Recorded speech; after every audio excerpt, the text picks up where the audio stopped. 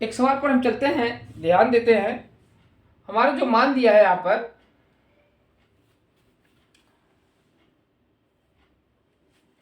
एक गुब्बारा सदैव गोलाकार रहता है का परिवर्तन व्यास 3/2 2x+1 है। x के सापेक्ष आयतन में परिवर्तन की दर ज्ञात कीजिए। वेरी वेरी सिंपल सवाल है, आप लोग मेरा साथ दीजिए, हम आपके साथ हैं और आप आगे परीक्षा में बहुत अच्छा नंबर पाएंगे। केवल ध्यान दीजिएगा।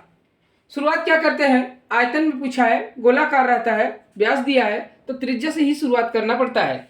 अगर वर्ग होता है तो भुजा से, अगर शंकु होता है तो उसमें त्रिज्या ऊंचाई होती है आयतन में, लेकिन अगर बेलनाकार है तो उसमें त्रिज्या और ऊंचाई केवल रहता है और शंकु में तिरछी ऊंचाई भी पाई जाती है। माना गोलाकार गुब्बारे की त्रिज्या r है तो व्यास बराबर 2r होता है, तो 3/2 2x+1 होता है। r की वैल्यू r बराबर 3/4 2x+1, क्योंकि 2 के यहाँ भाग देंगे तो r हमको ज्ञात होगा।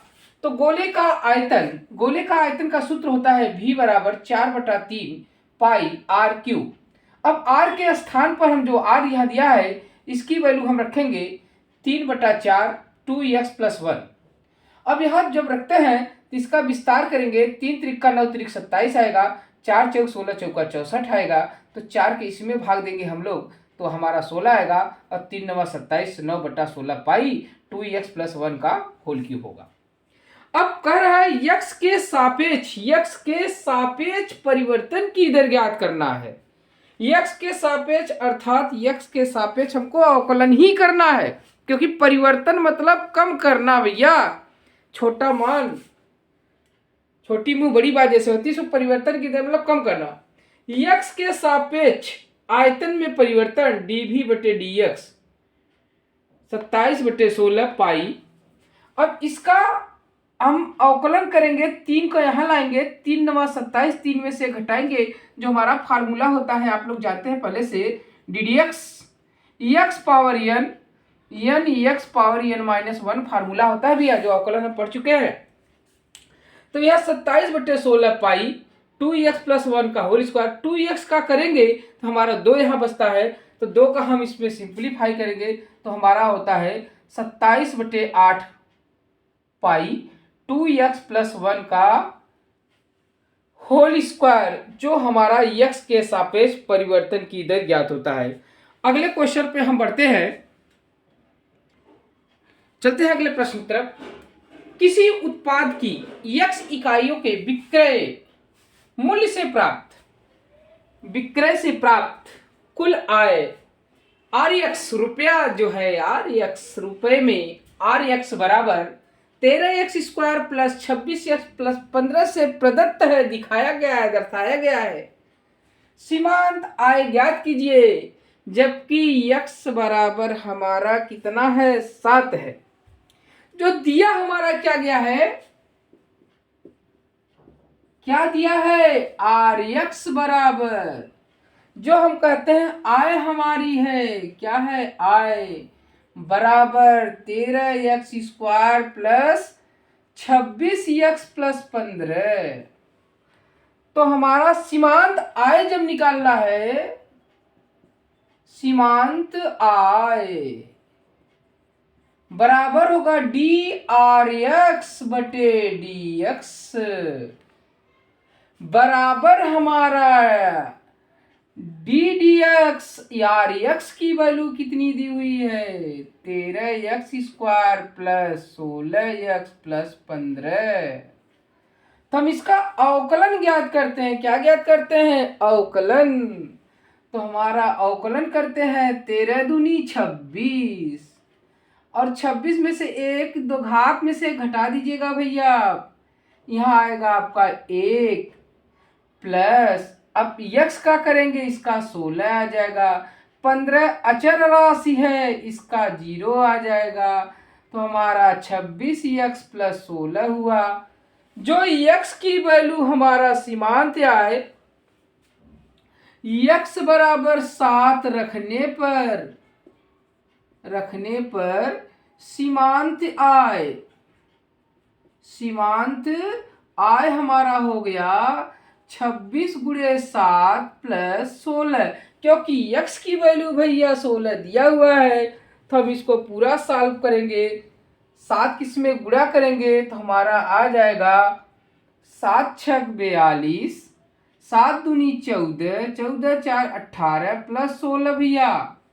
अब इसको जोड़ेंगे हमारा आ जाएगा 200, इसमें जोड़िए 6 2 8 आएगा हमारा। और उसके बाद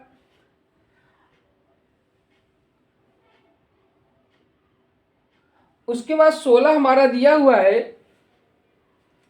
कहीं प्रश्न में अगर सॉरी भैया 26 है तो हम यहाँ 26 रखते हैं, क्योंकि प्रश्न हमारा 26 दिया हुआ है। यहाँ 26 रखेंगे तो हमारा आ जाएगा 26 अब प्लस 182 तो हमारा आ जाएगा 200, 6 2 8, 208 रुपया होगा भैया, जो हमारा एकदम आंसर सही है RES। अगले सवाल चलते हैं, बहुत बहुत सिंपल है, आप केवल ध्यान दीजिएगा। अगले क्वेश्चन की तरफ चलते हैं। परवले y² = 4x + 1 की उस स्पर्श रेखा का समीकरण ज्ञात कीजिए जो रेखा y = 2x + 1 के समांतर है। समांतर होने का प्रतिबिंब जो हमारा परवलय का समीकरण दिया है, हल में कैसे लिखेंगे? हल में y² = 4x + 1 हमारा दिया है। x के सापेक्ष अवकलन करेंगे, x के सापेक्ष अवकलन करने पर अब यहां अवकलन करेंगे इसका तो 2y dy/dx = 4 हो जाएगा। अब इसका dy/dx अगर हम निकालते हैं तो हो जाएगा 2/y। अब बिंदु तो हमको ज्ञात ही नहीं है तो बिंदु मानना पड़ेगा। तो हमको माना परवलय का बिंदु x1 y1 खींची गई है। परवलय का बिंदु x1 y1 पर खींची गई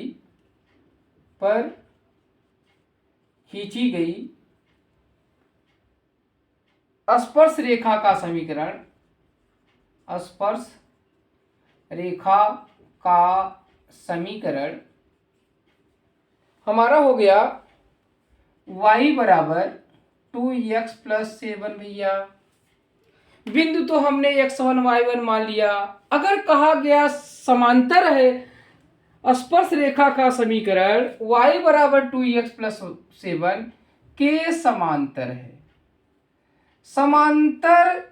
समांतर का जो प्रतीक होता है समांतर है, अर्थात जो यहां से हम प्रवणता निकालेंगे m का मान, वह इस प्रवणता के स्पर्श रेखा की प्रवणता के ठीक बराबर होना चाहिए, तभी समांतर है।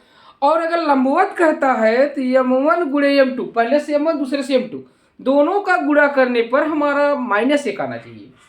तो हमारा समांतर रेखा की प्रवणता जो होगी तो हमारा दिया है बिंदु x1 y1 में परवलय का स्पर्श रेखा, बिंदु x1 y1 पर परवलय की स्पर्श रेखा जो हमारा होगा रेखा 2x + 7 का m का मान जो होगा m बराबर हमारा 2 आता है। जबकि इस मान को हम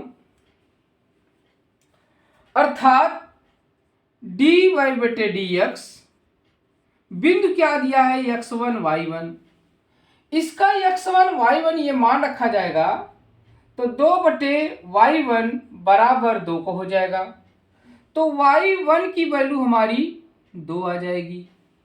y1 का मान हम समीकरण जो हमारा एक पहले वक्र लिया गया था परवलय, इसमें रखें तो y2 का मान हो जाएगा। जो परवलय का समीकरण, परवलय का समीकरण हमारा है वाई स्क्वायर बराबर 4y1 जो बिंदु हम रख देंगे प्लस 1 रखेंगे तो y1 की वैल्यू भैया 2 का स्क्वायर है प्लस 4x1 प्लस 1।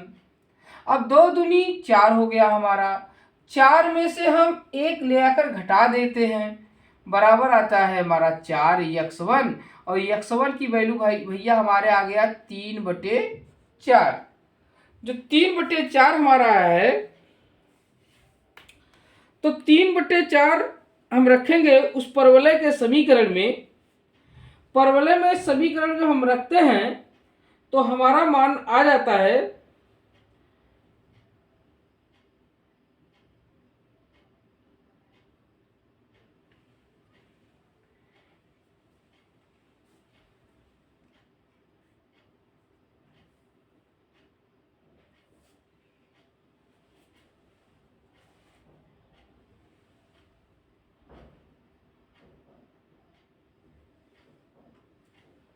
तीन बटा चार जो हमारा x1 है, तो तब हम लिखाएंगे, लगाएंगे, इसमें लिखेंगे, क्या लिखते हैं कि स्पर्श रेखा का समीकरण, स्पर्श रेखा का जो हमारा समीकरण होगा, थोड़ा सा हम क्लीन कर देते हैं। स्पर्श रेखा का समीकरण, स्पर्श रेखा का समीकरण y minus y1 dm x minus x1 में रखते हैं। m का मान हमारा 2 है तो y माइनस y1 की वैल्यू हमने कितना निकाला था, सॉरी यहाँ 1 आ जाएगा और इस पर एक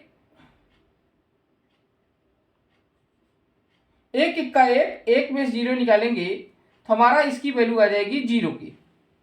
जब 0 की आ जाएगी यहाँ वैल्यू तो यहाँ पर y1 की वैल्यू हम कितना रखते हैं भैया,